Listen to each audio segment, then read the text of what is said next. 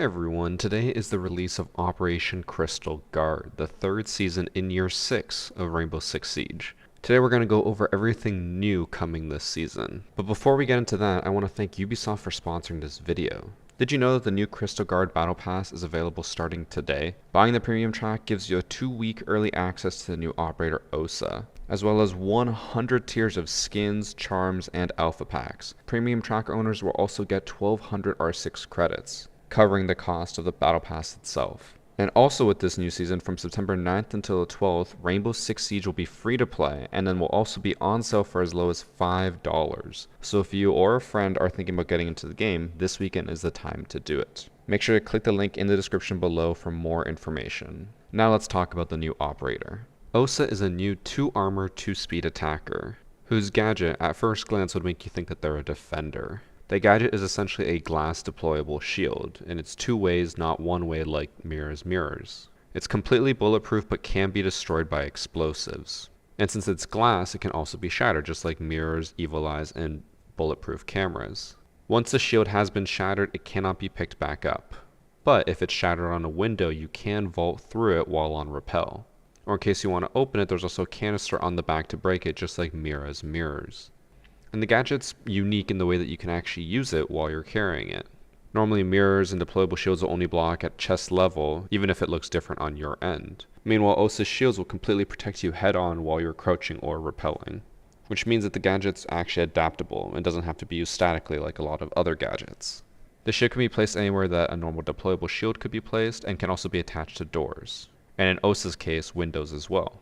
And one cool interaction with it is that it can actually be used to instantly break barricades, which is even faster than Sledge. So if you ever want to rush, you can just put an Osa in the front with the shield, break the barricade, have her charge in front, and everyone stay behind. I cannot wait to see how fast some people can rush using the new operator. And the last thing that I'll mention about the gadget, which I forgot to mention at the beginning, is that Osa has 2 of these shields. So if one gets shattered, you always have a second one as a backup.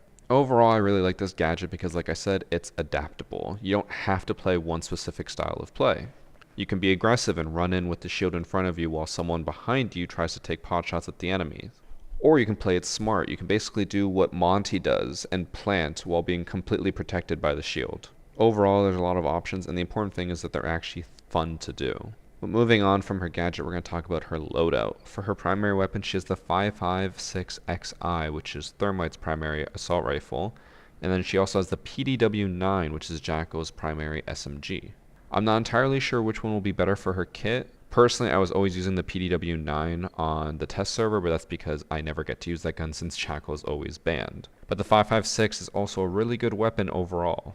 I feel like the 5.56 will be used if you want to use Osa more tactically, and then PDW-9 would be used more for aggressive play since it just shreds. For her secondary, she has the PMM, which is one of the strongest pistols in the game. And the reason for that is... And finally, for the secondary weapon, she has the PMM.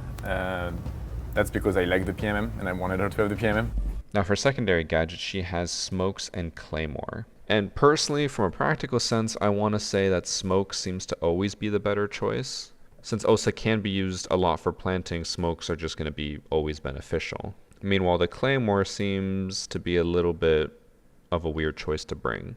With the shield, you're either going to be really aggressive and pushing in, or you're going to be trying to put it down and block while you plant. The claymore doesn't really help with that. Not to mention that since the shield is completely see-through, if there's a claymore on the other side, they're going to be able to see that. The only way I could see you bringing a claymore is if you put down a shield in a doorway, shatter it yourself, and then put a claymore behind it, so that people would just jump through thinking that it's basically a useless shield with nothing behind it. But time will tell since it's just the beginning of the season. Now that's going to cover everything for Osa. I wasn't entirely sure which category to go into for the second part because there's a lot of big changes coming this season, but I decided to go with Gadget Balancing because I think it's going to affect the most amount of players. First up for Gadget Balancing, we have IQ's gadget has been reworked. It's a really cool system now. When you pull out the scanner, you can look around, and when you hover over an object you see in the wall, it'll tell you what it is in the top right corner. And then you can also ping the object, and it'll ping where that object actually is, instead of pinging the wall in front of you like it does right now. And when you ping that gadget, you'll also ID the operator that it belongs to, assuming it's one of their special gadgets. It won't work if you're trying to ping like a bulletproof camera or something. This is a great change because it's been so frustrating as an IQ main to try to ping where gadgets are and then have to talk in voice chat and be like, hey guys, like up to your right, it's over there. No, you don't have to do that anymore. You can say, hey, there's a Valve camera on ping, and it'll ping it for you. Amazing. Next up for gadget balancing, we have the mute jammers are no longer cylinders, which to a lot of you, this won't really mean a whole lot. But what that means is that in seasons before Operation Crystal Guard, the area of effect for a mute jammer was a cylinder. There was a circle around it and it would go up an entire floor. This way you could use the mute jammers on walls or you could use it as intel denial. Overall, it just worked to cover everything above the mute jammer. Now they're changing it into spheres, which means that mute is no longer going to be a reliable way to block walls. And the reason why they're doing that is because Ubisoft said they don't want Mute to be a jack of all trades, which makes sense because right now he stops drones, he stops breach, he has a really strong loadout, probably one of the strongest loadouts for high level ranked or pro league play on defense. So just changing it to be a sphere means that they want you to focus solely on making it intel denial. Now what this means for the people who still want to play Mute is that it can still work in some sense. I believe it'll basically always block thermites unless you can get it into a very specific position. But for Hibana's pellets and Ace's Selmas, it's not going to block it anymore. So yeah, overall, just don't use mutes on walls anymore. It's not worth it. Next operator, which is getting a huge change, is Fuse. He can now place his cluster charges on reinforced walls and hatches. The way this is going to work is that the cluster charge is going to take 3 seconds to break through the wall. And while it's doing it, it's going to make a lot of noise and have a visible effect. Once it has broken through the wall, the tube's going to come through and start shooting out the pucks. This is where the defenders are allowed to shoot the tube if they want to. It'll destroy the cluster charge and stop any pucks from being deployed. But no matter how fast you shoot it, there will always be at least one puck that gets deployed. I really want to see how people will be able to use Fuse now, because he's been basically borderline useless for a long time, and now this is actually going to change how he can be played. One thing I'm very excited for is seeing people put basically 2 cluster charges at once, because you could put a cluster charge on a reinforced hatch or wall, and then put another one on a soft surface. And if you can get the timing about right, then you're going to have them both go off almost at the exact same time and cover a much larger area. You can't really do that right now because no matter what, one's always going to go off before the other. Now that covers Fuse. The last balancing change that we're going to talk about isn't an operator's gadget, but a secondary gadget, flash grenades. They've been changed a decent amount. Flashes have been modified so that they will always turn your screen completely white when you get flashed. And the main reason they did this is to combat turning around, because before this season, any flash, even one a foot away, wouldn't really flash if you just turned around, and now it will. That being said, turning around still is advantageous, just not as much as it was before. I did some tests and you can see on the screen, turning around reduced the full flash time by a full 2 seconds, while turning 90 degrees reduced it by 1 second. And then at long distances, the full flash is pretty strong when you're looking at it head on, but turning around completely avoids it. So bottom line, turning around still helps, it's just not as overpowered as it was before. A lot of people overall don't like this change. I don't think it's that bad. Yes, it is very strong, it could be tweaked a little bit, but I hated when I would flash someone, push them, and then they could fully see me, even though their hand was up in the motion saying that they were flashed. So maybe reduce the duration a little bit, but overall, I like that change. That's going to be it for gadget balancing. For the next category, we're going to talk about operator balancing. So this is changes made to operators' loadouts or their weapons. The first one we're going to talk about is one that I have been saying needs to happen for a while, but now that it has happened, I'm kind of sad. The AK-12 recoil got nerfed. It has been buffed a little bit since the very beginning of the test server, but it's still worse than it was before this season. On the plus side though, Zofia's M762 got a recoil buff. Mid-season of North Star, they nerfed it into the ground, and people were saying that it was borderline useless. Now, it's not that bad. Moving on to specific operators, probably the most controversial one in this group is that Sledge lost his SMG-11. People are going crazy on Twitter and their subreddit about this, and honestly, I don't understand why people are so upset, other than maybe they're just Sledge mains and this affects them directly. But the change makes sense, and people think it's just Ubi being Ubi, but it's not. They actually thought this through, and it, again, makes sense. Up until now, Sledge has had one of the best primaries in the game, the L85, the absolute best secondary in the game, the SMG-11, has one of probably the most consistent and reliable gadgets, his sledgehammer, and he has the best secondary gadget in the game, frag grenades. So then you stop and think, hey, should one operator have the best thing in each of these categories? Probably not. And let's be honest here, removing the SMG-11 isn't going to break him. It's just going to make it where he doesn't have the best in everything. And let's be honest here, guys. Most of you shouldn't even be mad about this. I know the average rank in my community is Copper 5. I know you guys can't control the SMG-11 recoil anyways. You weren't using the gun. It's not going to affect you. The next loadout changing is that Finka is getting frag grenades back. They're replacing her hard breach charge with the frag grenades, which I think is a great change because I feel like the hard breach charge, in my opinion, is probably the worst secondary gadget in the entire game, and trying to give it to someone like Finka just doesn't make much sense. The devs did mention that Finka has the highest win rate out of any operator in the entire game, so I'm assuming that includes all ranks. So the frag grenades will probably boost that even more. But her pick rate in Platinum and above is abysmal. So hopefully this change will boost her pick rate and not crazily increase her win rate. Next operator we're going to talk about is Glaz. He's getting an extra 5 bullets in his DMR, now bringing it up to 15. Don't think this is going to really make his pick rate go way up, but it's not going to hurt him either, so overall good change. Next up is Yana, who I know is a community favorite. She's losing her 2x scope on the G360 and also losing the 2.5x scope on the ARX. This makes sense. She basically was a fragger and support operator rolled into one. Removing the scopes, as much as I hate to admit it, does have an effect on the pick rate of an operator. Just look at Ashe when she lost her ACOG. Another subtle nerf to Yana that they didn't mention in the patch notes but has taken the community by storm. Again, even more community outrage. It's that her victory pose has been changed. There even is a petition to change it back to what it was before. You guys just never cease to amaze me.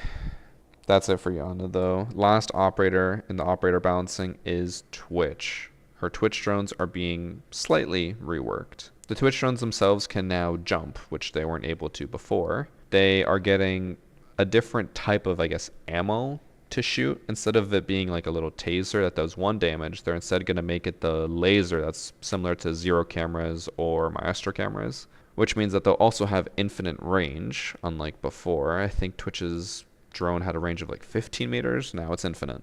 It'll also do 5 damage per zap instead of the 1 damage, and it'll still recharge just like it did before. So they basically are portable Zero cameras. On top of this rework, Twitch is also going to be getting an extra drone in the prep phase. Instead of spawning in with a Twitch drone, it's just going to spawn in with a normal drone, which means that Twitch is going to get even more intel than anyone else. The reason for this isn't to buff her or anything. They actually said it's because they want to implement the switching your operators during the prep phase for attackers, and they can't really do that with Twitch having her Twitch drone, because you could choose Twitch, get the Twitch drone, and then swap to Thermite, and then have a free Twitch drone on top of that.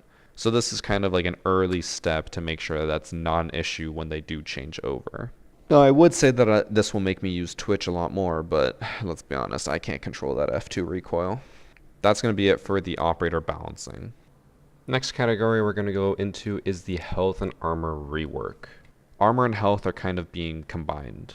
I'm still going to refer to them as armor classes, but for all intents and purposes, armor is basically just health now. All 1 armor operators from before will still continue to have 100 health now. The 2 armors though will have 110 health, and the 3 armors are going to have 125 health. This change was mentioned early at the invitational panel, and it's finally being implemented now.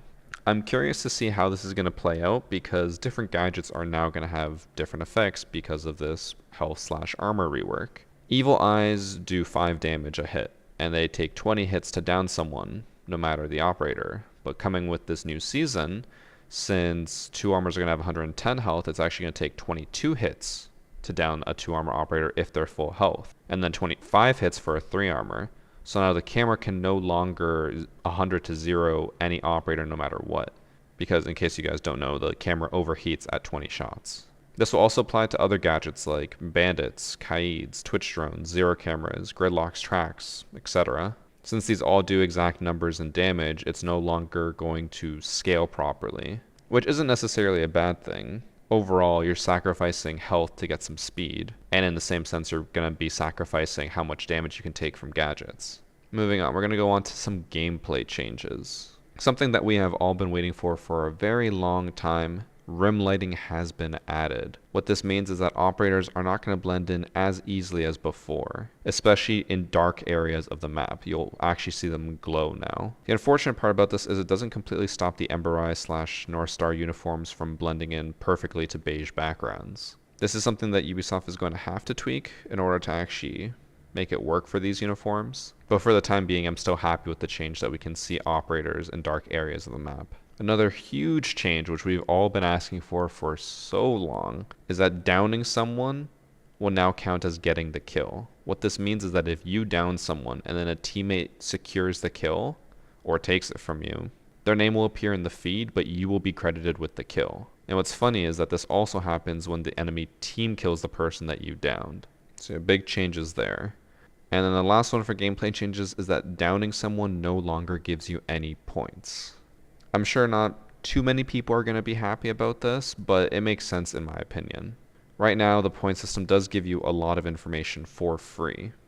Removing this basically means that if you're going to spray through a wall or just in general spray and pray, you won't know if you immediately down someone. You're either going to have to listen for it or you're going to have to push in and find out. And let's be honest, this is only really going to affect those rare situations, because if you're pushing in, looking straight at someone and you down them, whether the points pops up or not is not going to affect how you play it. This is really only going to affect those situations where you're just spraying. I'm overall a pretty big fan of that change. These next few categories are going to be smaller ones that probably won't affect a lot of you that much. The first one we're going to talk about is Elite customization, which was also announced at the Invitational panel. They want to make it where you can mix and match Elite skin uniforms and animations. Right now with Operation Crystal Guard, you're going to be able to swap the headgears and the uniforms out. In order to have the animation play if you're MVP, you still will have to at least have one part of the Elite skin on, whether it's headgear or uniform.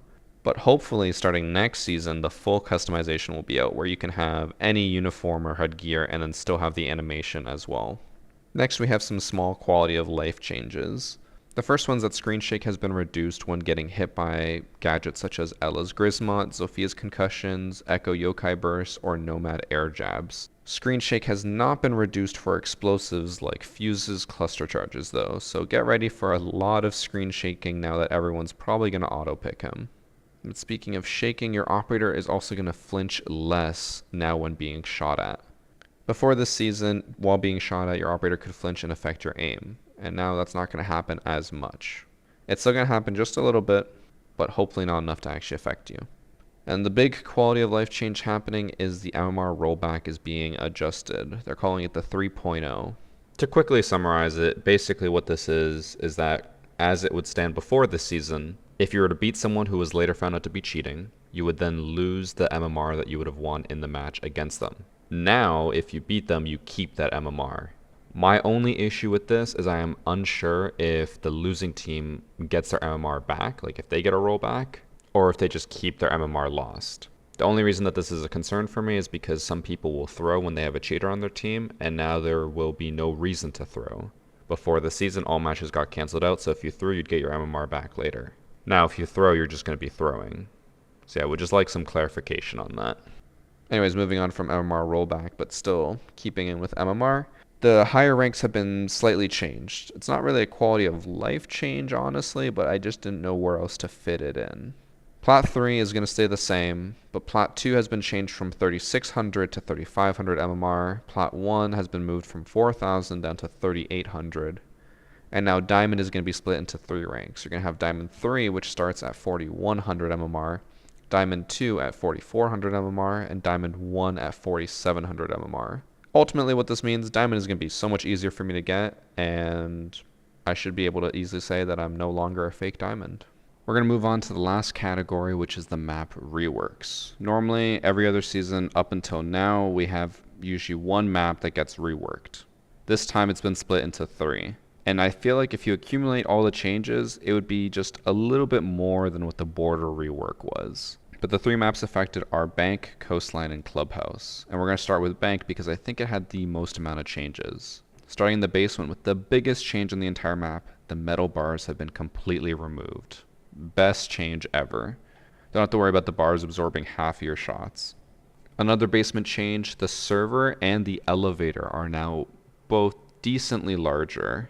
The elevator being larger allows for better drops. Also, the server being larger means that you can't hold as tight of an angle from the bomb chassis to the dirt tunnel.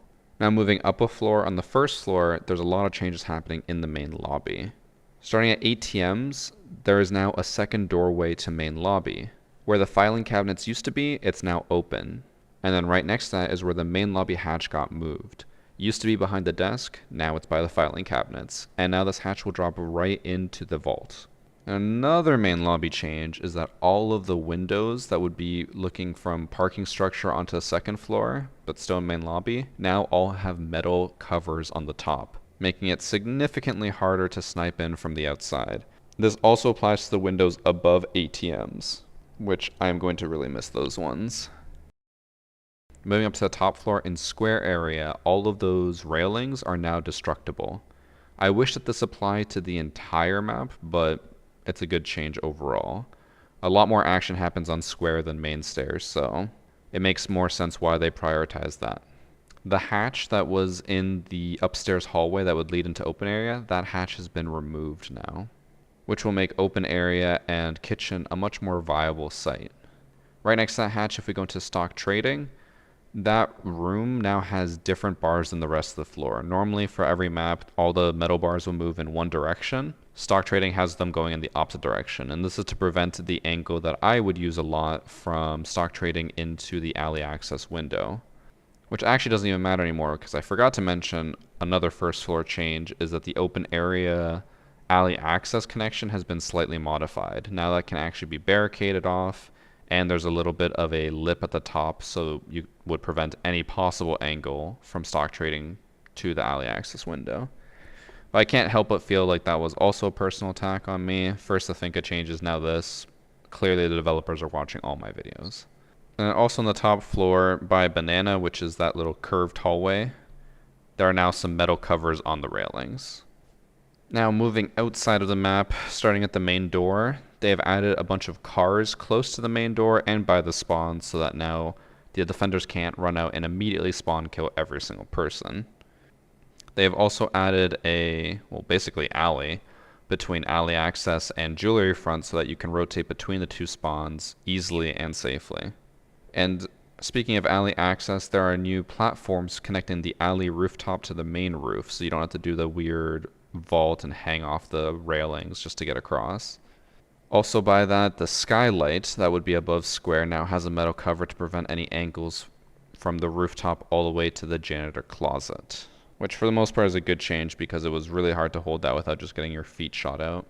That covers all of the bank changes. Now moving on to coastline, which I think had the second most amount of changes.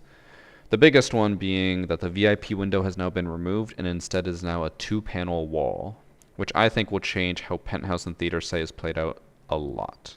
In that same area, you can now rappel from that DJ balcony onto the roof, which is just a good quality of life change. We've been asking for that for a long time. Moving over to the courtyard, the windows are now barricadable. Before they just were open all the time, now they can actually have windows placed on them, and more importantly, castle windows, in case if you want to block off lines of sight. Not permanently, but as permanently as you can get. And those annoying bars, just like the ones that were removed on Bank, those bars have been removed on Coastline. And then the last change is that service entrance got tweaked just a little bit. The bars were removed, which is always nice, and then that entire archway is now an actual door and a window and has been pushed up closer towards the service entrance door. Now, last map, Clubhouse, got the least amount of changes. Biggest one is that the bar site got changed. It's no longer bar and stockroom, it's now bar and stage. So that site could actually be viable now. They also added a little doorway behind the bar so that it's not just completely cutting off the room. Now you can go from stage to behind the bar without having to wrap around and be more vulnerable. Other nice quality of life changes that the spawns are now all connected. Before, if you wanted to get from kennels all the way to construction, you had to go onto the roof. Now there's a pathway that takes you there directly. And the last change, which I'm not entirely sure if this is a bug or not, there used to be just a hard wall on the cash room wall. Now it's a 1-panel wall. Before it was 2. Not sure if that is an intended balance change or not. Before we end the video, I do want to say thank you again to Ubisoft for sponsoring today's video. Don't forget to check out the new Crystal Guard Battle Pass. There's lots of cool goodies in there. My personal favorite was this crazy skin for the GAA1. I don't think the machete on the end has any practical purposes, but I like to believe it does. Remember, the Battle Pass is available from September 7th until November 23rd, so make sure to start grinding. And also remember that Siege will be free to play from September 9th until the 12th, and also on sale for as low as $5. So again, make sure to click the link in the description below to find out more information. That is going to cover everything new coming this season. This is a pretty big season, probably the most amount of changes we've gotten in about 2 or 3 seasons, and I hope that it turns a new leaf for Siege. Let me know in the comments down below what you guys are most excited for this season. That's going to be it for this video, guys. Take care.